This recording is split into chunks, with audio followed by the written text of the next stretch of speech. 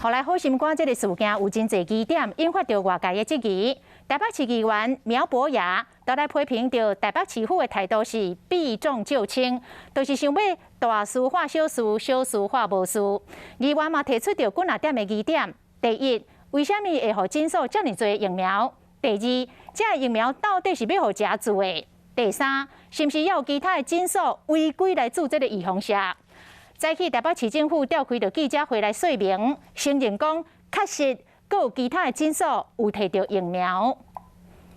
那么长期以来，你知道，老是在批评说台北市疫苗施打不力啊。台北市长关文铁宣讲，台北市主疫苗压力，所无解说基站诊所违规主疫苗的状况。拜二暗时，台北市逼出好心肝诊所违规开放一般民众主疫苗的乱象。虽然台北市已经发200万该独主疫苗的合约，不过也是有真侪疑点。我们这个疫苗划到这些诊所，该我们检讨，我们还是检讨了。很明显，就是一家诊所绝对不可能有这么多的员工哦。好像是你只要能够直通卫生局，你能够打通卫生局的电话，你说要多少疫苗就可以有多少疫苗。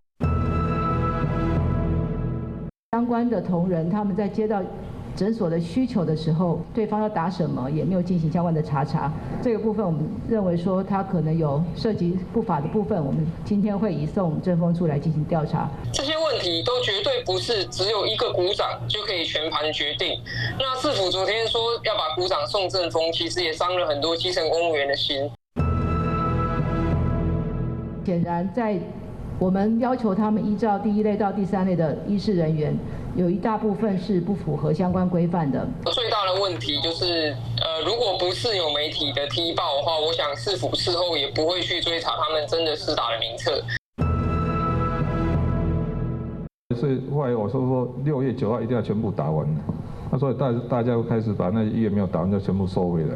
收回来以后，也许在想说找个地方把它打完就好了。我让诊所为自己的员工来施打的，应该不只有好心肝诊所。目前阁传出其他诊所嘛有违规注射的状况，台北市疫苗分配是倒位有问题。我们要求检调一定要彻底，而且要最快速。当然，像这样的事情，但我想这是要这个整个疫苗，大家都是非常关心的议题。